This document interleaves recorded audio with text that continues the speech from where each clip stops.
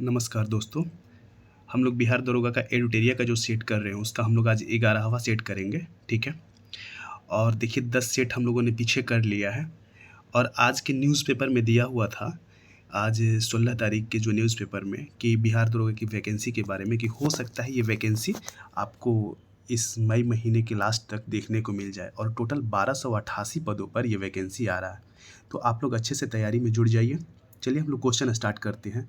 पहला क्वेश्चन है, भारत के राष्ट्रपति पर महाभियोग चलाने के लिए कम से कम कितने दिन पूर्व सूचना देना आवश्यक है? देखिए ये 14 दिन पूर्व सूचना देना आवश्यक है, ठीक है। सर्वोच्च न्यायालय में न्यायाधीश नियुक्त होने के लिए व्यक्ति को कम से कम कितने वर्ष उच्च न्यायालय का एडवोकेट होना चाहिए? देखिए उच्च न्यायालय का जो एडवोकेट है ना वो 10 वर्ष तक, यानी कि आपको वकील होना चाहिए 10 वर्ष तक। यदि आप जज हैं, न्यायाधीश हैं, तो आपको 5 वर्ष तक न्यायाधीश होने के लिए, अगर न्यायाधीश है तो आपको सर्वोच्च न्यायालय के न्यायाधीश के लिए कम से कम आप उच्च न्यायालय या किसी भी न्यायालय में 5 वर्ष तक आप वहाँ पे न्यायाधीश हो तो, और नहीं तो एडवोकेट तो 10 साल। अगला देखिए, नागरिकता प्राप्त करने के लिए शर्तें निर्धारित करने वाला सक्षम निकाय कौन सा है? तो ये सक्षम निकाय है आपका संसद। देखिए नागरिकता से संबंधित जो प्रावधान है वो संविधान के भाग 2 में दिया हुआ है, अनुच्छेद 5 से लेकर 11 तक। लेखानुदान संघ राज्य को अनुमति प्रदान करता है। देखिए लेखानुदान जो है ना, ये क्या है लेखानुदान, कि इसका जो लेखानुदान का आपको संविधान के आर्टिकल अनुच्छेद 116 में इसका वर्णन किया हुआ है, ठीक है। और लेखानुदान का ज़रूरत कब पड़ता है? जब तक विनियोग विधेयक पारित नहीं हो जाता तब तक की अवधि तक सरकार लेखानुदान के माध्यम से धन निकालती है। यदि सरकार को चलाना है, सरकार को चलाने के लिए तो पैसे की ज़रूरत होती है, तो जो पैसे की ज़रूरत होती है वो किसके मदद से निकालती है? लेखानुदान के माध्यम से। और विनियोग विधेयक जो है ना, विनियोग विधेयक का जो वर्णन किया गया है वो अनुच्छेद 114 में किया गया है। जो बजट पास होता है तो बजट के बाद विनियोग विधेयक पारित किया जाता है, ठीक है। और विनियोग विधेयक एक धन विधेयक जैसा ही है, वो धन विधेयक जैसा है, उस पर राज्यसभा कोई हस्तक्षेप नहीं कर सकता। यदि विनियोग विधेयक सरकार पारित नहीं कर पाती तो सरकार को इस्तीफा देना पड़ता है, ठीक है। तो विनियोग विधेयक के माध्यम से आपको संचित निधि से धन निकाला जाता है। वो विनियोग विधेयक पारित हो जाएगा, उसके बाद जो खर्चा सरकार करती है तो संचित निधि से पैसा निकालेगी। तो ये है, तो ये आपका जो क्वेश्चन का आपका आंसर हो जाएगा वो होगा कि निश्चित अवधि के लिए भारतीय संचित निधि से धन निकालने के लिए लेखानुदान का प्रयोग किया जाता है। समझ में आया? नेक्स्ट देखिए, संविधान के भाग और उसके विषय का सही मिलान करें। यहाँ पे भाग दिया हुआ है एक साइड में और विषय दिया हुआ है। देखिए भाग 4 जो है ना, ये नीति निर्देशक तत्व सही है। भाग 8 संघ राज्य क्षेत्र, ये भी सही है। और देखिए ये 18 जो है आपात उपबंध से और 17 जो है राजभाषा से संबंधित है, ठीक है। अगला देखते हैं, भारतीय संविधान के किस अनुच्छेद के तहत राष्ट्रपति वित्त आयोग की सिफारिशों को संसद के प्रत्येक सदन के समक्ष रखवाता है? देखिए प्रत्येक सदन के समक्ष रखवाता है अनुच्छेद 281 के तहत। लेकिन वित्त विधेयक का जो संबंध, वित्त आयोग जो गठित हुआ है वो अनुच्छेद 280 के तहत वित्त आयोग का गठन, और जो संसद के सदन के समक्ष रखवाना 281। अगला देखिए, राष्ट्रपति के पद हेतु निम्नलिखित में से कौन अर्हताएं शामिल नहीं है? तो यहाँ पे इसमें शामिल नहीं है वो हो जाएगा option number D. Option number D, देखिए कम से कम 100 अनुमोदक हो, नहीं 50 अनुमोदक भी, 50 प्रस्तावक और 50 अनुमोदक। अगला देखते हैं, संविधान सभा के चुनाव में कांग्रेस को कितनी सीटें प्राप्त हुई थी? तो कांग्रेस को 208, मुस्लिम लीग को 73 और अन्य को 15 सीटें। निम्नलिखित में से किस संविधान संशोधन अधिनियम द्वारा शहरी स्थानीय शासक को संवैधानिक दर्जा प्रदान किया गया? तो ये 74वां संविधान संशोधन 1992 के तहत, ठीक है। तो ये हो जाएगा आपका ये। इसमें देखिए इसके तहत आपका भाग 9 का तथा 12वीं अनुसूची भी जोड़ी गई थी, ये आप याद रखिएगा। राज्यसभा के संदर्भ में निम्न कथनों पर विचार कीजिए। देखिए यहाँ पे है, आपको दिया गया कि राज्यसभा एक अस्थायी सदन है, सही है। प्रत्येक 2 वर्ष पश्चात इसके 2/3 सदस्य अवकाश ग्रहण करते हैं। ये गलत है, 2/3 नहीं होगा यहाँ पे 1/3 होगा। तीसरा है राज्यसभा सदस्यों का चुनाव प्रत्यक्ष होता है। ये गलत है क्योंकि अप्रत्यक्ष चुनाव इसका जो चुनाव होता है अप्रत्यक्ष तरीके से होता है, क्योंकि चुने हुए लोग चुनते हैं। ठीक है, हम लोग तो राज्यसभा के सदस्यों के लिए वोट नहीं करते, आम आदमी नहीं करता। चौथा है उपराष्ट्रपति को हटाने के लिए राज्यसभा में ही प्रस्ताव लाया जाता है। उपयुक्त कथनों में से कौन सा सही है? तो 1 और 4 सही है, तो आपका ऑप्शन नंबर सी सही हो जाएगा। अगला देखिए, भारतीय इतिहास का सबसे अच्छा क्रमबद्ध वर्णन पुराणों में मिलता है। पुराणों को सर्वाधिक प्राचीन कौन सा है? देखिए, पुराणों में सबसे प्राचीन पुराण कौन है? तो ये है मत्स्य पुराण। पुराणों की कुल संख्या कितनी है? 18। ठीक है, अगला देखिए, मेगास्थनीज ने अपनी पुस्तक इंडिका में भारतीय समाज को कितने भागों में विभाजित किया है? तो इसने कितने भागों में विभाजित किया है? तो 7 भागों में विभाजित किया है। ठीक है, और ये जो 7 भागों में विभाजित किया है, इनमें से कौन कौन है? तो वो है आपके जो 7 जो हैं वो है, पहला है दार्शनिक, ठीक है, और दूसरा है किसान, तीसरा अहीर, चौथा कारीगर या शिल्पी, पांचवा है सैनिक और छठा निरीक्षक और सातवां सभासद। ठीक है, और इनमें जो किसानों की संख्या सबसे ज़्यादा मानी गई है। ठीक है, आइए अगला देखते हैं 13 नंबर। मुगल काल में न्याय का सर्वोच्च अधिकारी सम्राट होता था, और सम्राट के बाद न्याय का सर्वोच्च अधिकारी कौन होता था? तो ये होता था, ये आपका प्रधान काजी। कौन होता था? प्रधान काजी। सम्राट के बाद प्रधान काजी।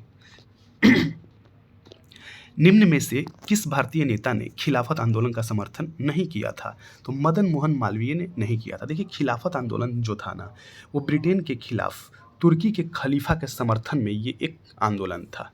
ठीक है, डेक्कन एजुकेशन सोसाइटी की स्थापना निम्न में से किसने किया था? तो ये बीजी तिलक ने किया था। कब किया था? 1880 में। 3 लोग थे, उनमें बीजी तिलक भी थे।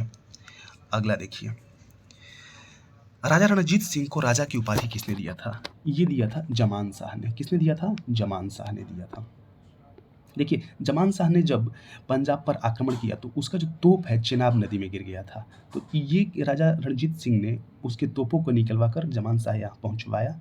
तो जमान शाह ने क्या किया? बोला कि आप लाहौर पे जाइए, आप लाहौर पे अधिकार कर लीजिए, और उनको इसी कार्य के लिए उन्होंने राजा की उपाधि दिया था। अगला देखिए, वह सुल्तान कौन था जिसने खलीफा के अधिकार को मानने से इनकार कर दिया था? तो अलाउद्दीन खिलजी था। भगवान बुद्ध के उपदेशों का संग्रह किसमें है? तो ये है आपका सुत्त पिटक में दिया हुआ है। निम्नलिखित में से कौन सा सही सुमेलित है? तो इसमें से कौन सा सही सुमेलित है? तो आपका डी नंबर सही सुमेलित है, बाकी सब गलत है। देखिए, आदिल शाही के जो संस्थापक थे वो यूसुफ आदिल शाह थे। कुतुब शाही के तो ये थे कुली कुतुब शाह। देखिए, कुतुब शाही के कुतुब शाह, आदिल शाही के आदिल शाह, और इमाद शाही के थे फतेह उल्लाह इमाद शाह। ठीक है, बहमनी साम्राज्य की स्थापना कब हुई? तो ये कब हुआ था? तो ये हुआ था आपको 1347 में। किसके द्वारा हुआ था? तो मुहम्मद बिन तुगलक के शासन काल में ये किया गया था, हसन गंगू के द्वारा। किसके द्वारा? हसन गंगू के द्वारा। ठीक है, अगला देखते हैं। अगला है, देखिए, वर्नाक्यूलर प्रेस एक्ट से बचने के लिए बंगाली से अंग्रेजी भाषा में परिवर्तित कर दी जाने वाली पत्रिका कौन थी? तो ये थी अमृत बाजार पत्रिका। ठीक है, तो ये वर्नाक्यूलर प्रेस एक्ट जो आया था लॉर्ड लिटन के समय में आया था, और लॉर्ड रिपन ने इसे हटा दिया था, इस एक्ट को। साइमन कमीशन का भारत आगमन कब हुआ था? तो ये फरवरी 1928 में हुआ था। विश्व सांख्यिकी दिवस कब मनाया जाता है? तो विश्व सांख्यिकी दिवस आपका 20 अक्टूबर को मनाया जाता है। ये 2010 से इसका शुरुआत हुआ था मनाना। घूमर किस राज्य का लोक नृत्य है? तो घूमर राजस्थान का लोक नृत्य है। होलकर ट्रॉफी किस खेल से संबंधित है? तो ये ब्रिज से। देखिए, ताश के पत्ता का ये खेल है। ठीक है, प्लेइंग कार्ड। भारतीय अंतरिक्ष अनुसंधान इसरो की स्थापना किस वर्ष की गई थी? तो ये 1969 में। कब हुआ था? 15 अगस्त 1969 को स्थापना हुआ था। वर्तमान में राष्ट्रमंडल के सदस्य देशों की संख्या कितनी है? तो ये कितनी है? तो ये है वर्तमान में 56। कितनी है? 56 है। और गैबॉन और टोगो 2022 में इसके सदस्य बने हैं, याद रखिएगा, गैबॉन और टोगो। निम्नलिखित में से कौन सबसे चौड़ी जल संधि है? ये है डेविस। ठीक है, ये डेविस कहाँ है? तो ये है आपका कनाडा। ठीक है। और यहाँ पे आप देख लीजिएगा, यहाँ पे है आपका ग्रीनलैंड, ठीक है। इन दोनों के बीच मैप में आप देखिएगा, यही डेविस स्ट्रेट है, डेविस, वहाँ पे संधि लिखा होगा, सबसे चौड़ी जल संधि। अगला देखिए, मिस्र देश के संसद के क्या नाम है? देखिए, मिस्र देश का जो संसद का नाम है ना, वो है पीपुल्स असेंबली। क्या है? People's assembly. और नेशनल असेंबली किसका है? फ्रांस का है। ये फ्रांस का है। पार्लियामेंट ब्रिटेन का है। और नेशनल पीपुल्स कांग्रेस ये आपका चीन का है। पारितंत्र की खाद्य श्रृंखला में कौन अपघटक जीव कहलाता है? तो पारितंत्र के खाद्य श्रृंखला में ये सभी जीव कहलाते हैं, कवक, जीवाणु, गोलकृमि, ये सभी हो जाएंगे। साइलेंट वैली परियोजना निम्नलिखित में से किस राज्य से संबंधित है? तो कि साइलेंट वैली परियोजना जो है केरल राज्य से संबंधित है। भारतीय राष्ट्रीय जैविक विविधता प्राधिकरण को कब स्थापित किया गया था? तो ये 2003 में स्थापित किया गया था। भारत के नए राष्ट्रपति द्रौपदी मुर्मू का अपने पद के अनुसार क्रम कौन सा है? तो ये 15वां है। संयुक्त राष्ट्र मानवाधिकार आयोग के नए प्रमुख कौन बने हैं? तो ये बने हैं आपके वोल्कर टर्क। देखिए, संयुक्त राष्ट्र मानवाधिकार जो है ये कब ये जो इसकी स्थापना कब हुई थी? तो इसकी स्थापना 1993 में। कब? 1993 में। विश्व प्रेस स्वतंत्रता सूचकांक 2022 में भारत का स्थान क्या है? तो इसमें भारत का जो स्थान है 150वां है और पहला स्थान नॉर्वे का है। देखिए, इसको जो जारी करता है, विश्व प्रेस स्वतंत्रता सूचकांक जारी करता है, वो है रिपोर्टर्स विदाउट बॉर्डर्स, ठीक है। धर्म गार्जियन युद्धाभ्यास 2022 का आयोजन कहाँ किया गया था? तो ये कर्नाटक के बेलगाम में किया गया था, ठीक है। और ये जो धर्म गार्जियन जो युद्धाभ्यास है, भारत और जापान के बीच में एक युद्धाभ्यास है, और 2023 में हुआ है वो जापान में ही हुआ है। ये थल सेना का, ये आर्मी का एक्सरसाइज है। कुल कितनी महिलाओं को पद्म पुरस्कार 2022 से सम्मानित किया गया था? तो ये 2022 में, देखिए 22 की बात पूछ रहा है, तो 22 में 34 कुल महिलाओं को किया गया था, ठीक है। और टोटल कितने लोगों को पद्म पुरस्कार दिया गया था? तो 128 लोगों को दिया गया था। और इस बार जो 2023 में कुल 19 महिलाओं को दिया गया है पद्म पुरस्कार, ठीक है। और टोटल कितने व्यक्तियों को? तो 106 लोगों को टोटल दिया गया है, ठीक है, याद रखिएगा। ढाका अंतर्राष्ट्रीय फिल्म फेस्टिवल में किस फिल्म ने सर्वश्रेष्ठ फिल्म का अवार्ड जीता है? तो ये कुंजगल ने जीता है, ठीक है। निम्न में से किसे रसायन के क्षेत्र में नोबेल पुरस्कार 2022 से सम्मानित किया गया है? देखिए, इन सभी को यहाँ पे किया गया है, जो रसायन के क्षेत्र में नोबेल पुरस्कार से संबंधित ये सभी हैं। COP, देखिए COP 28 संयुक्त राष्ट्र जलवायु परिवर्तन सम्मेलन 2023 का आयोजन कहाँ किया जाएगा? तो ये UAE में किया जाएगा, 2023 में UAE में। और 2022 में जो हुआ था वो मिस्र में हुआ था, 2022 वाला मिस्र में हुआ था।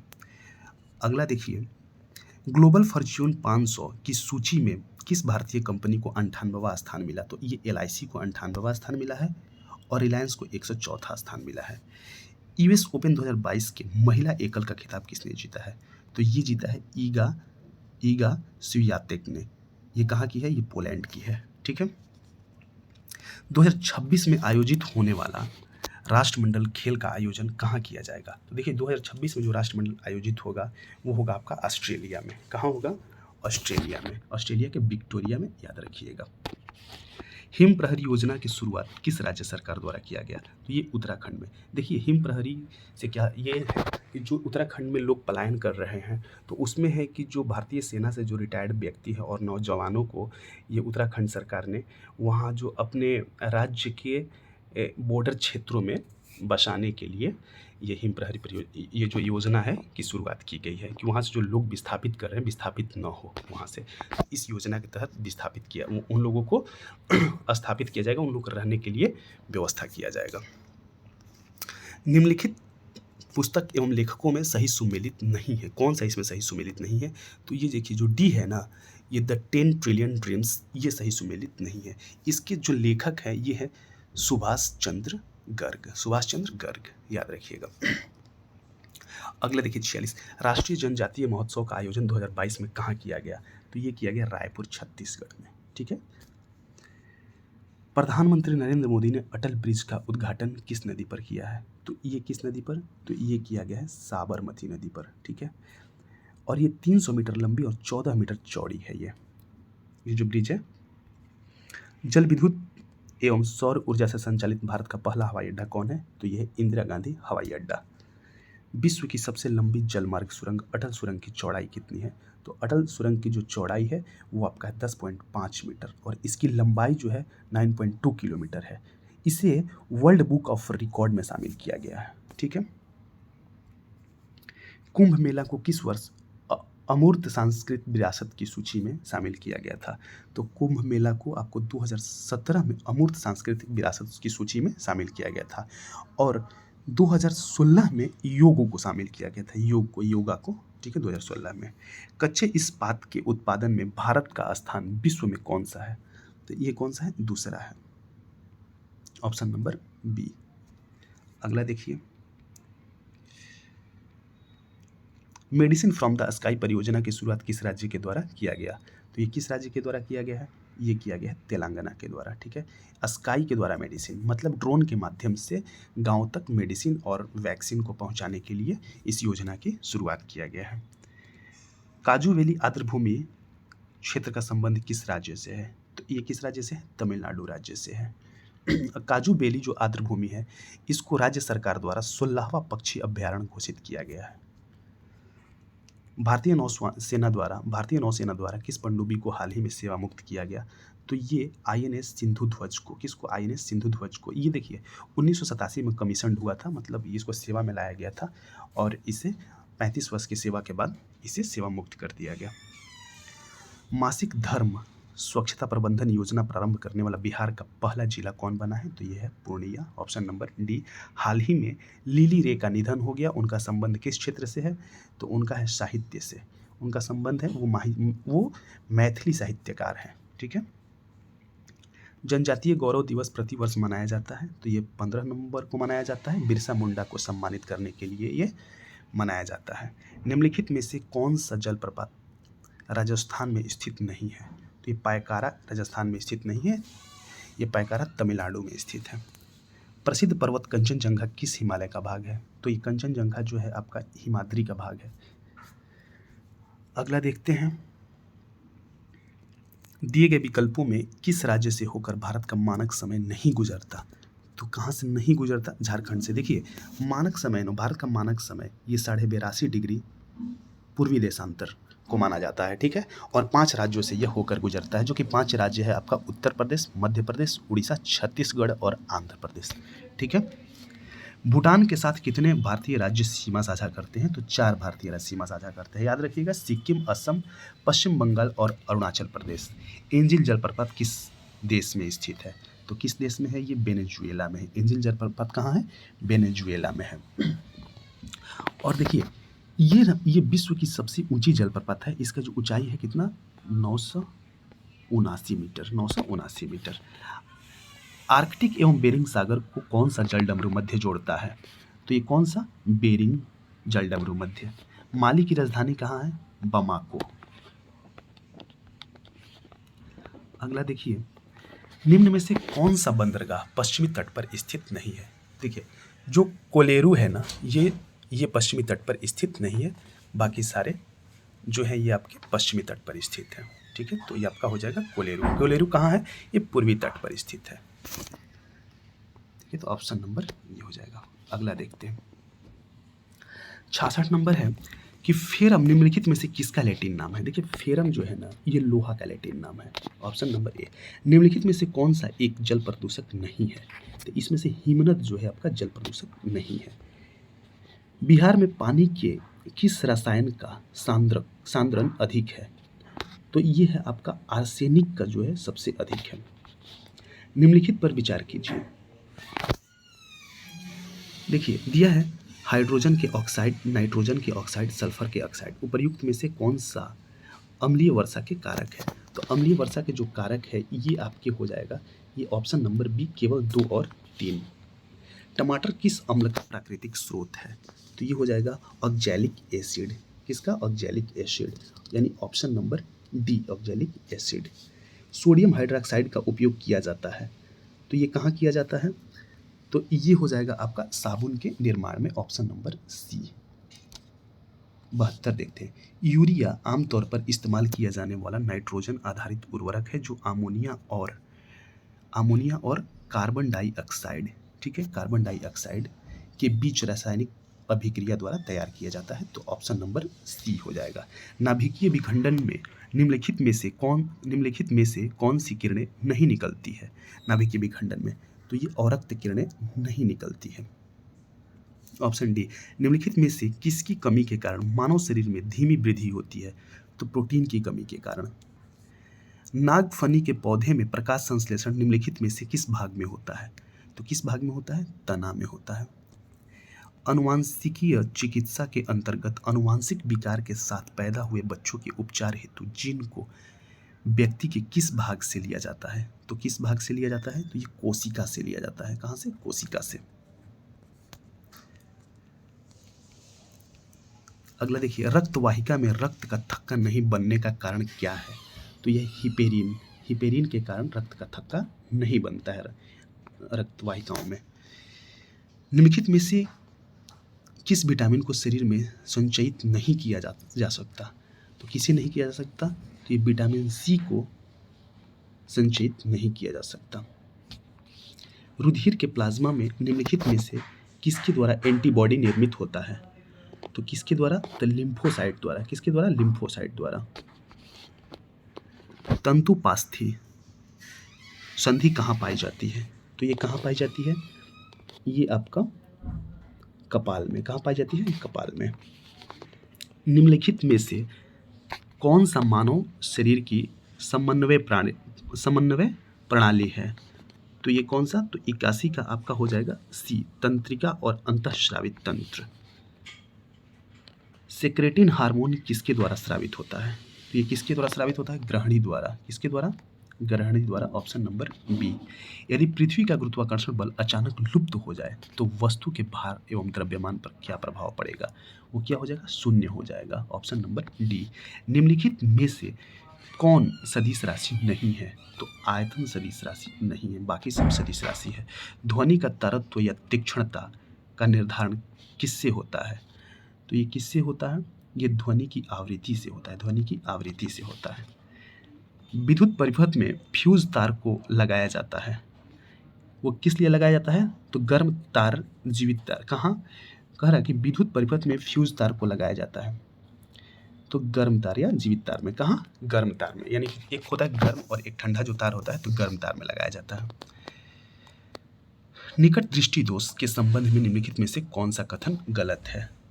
तो इसमें है आपका प्रतिबिंब का रेटिना पर बनना, ये गलत है। प्रतिबिंब का रेटिना पर बनना ये आपका गलत है। किसी चालक तार में तापमान में होने वाला प्रतिरोध पर क्या प्रभाव पड़ता है? तो ये बढ़ता है। क्या होता है? बढ़ता है। नौसादर और नमक के मिश्रण को किस विधि से पृथक कर सकते हैं? तो ये ऊर्ध्वपातन द्वारा इसे अलग किया जा सकता है। संपीड़नों का निर्माण उस स्थान पर होता है जहां वायुदाब होता है उच्च होता है। निम्नलिखित में से किस समिति का संबंध मुद्रा आपूर्ति की अवधारणा में परिवर्तन से है? तो ये किस समिति का? तो वाईवी रेड्डी समिति का संबंध है। किसान को साख की उपलब्धता सुनिश्चित करने हेतु क्रेडिट कार्ड योजना की शुरुआत कब की गई थी? तो 1912-13 में। यहाँ पे 13-14 में। कब किया गया था? 13-14 में। भारत में मुद्रा निर्गमन हेतु निम्न में से कौन सी प्रणाली अपनाई गई? तो कौन सी प्रणाली अपनाई गई है? तो न्यूनतम आरक्षित प्रणाली। भारत में जो मुद्रा निर्गमन होता है, जो जारी किया जाता है, कौन सी प्रणाली के तहत? तो वो आपको किया जाता है न्यूनतम आरक्षित प्रणाली। ठीक है। प्रत्यक्ष कर संहिता का संबंध निम्न में से कौन से है? प्रत्यक्ष कर संहिता का संबंध तो ये आयकर से। आयकर जो है ये प्रत्यक्ष कर संहिता से संबंधित है।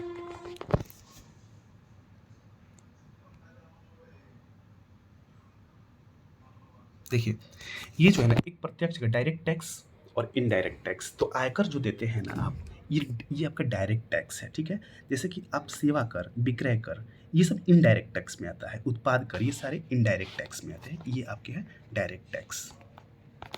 अगला देखते हैं। भारत में प्रथम विशेष आर्थिक क्षेत्र SEZ की स्थापना कहाँ की गई थी? तो ये कहाँ किया गया था?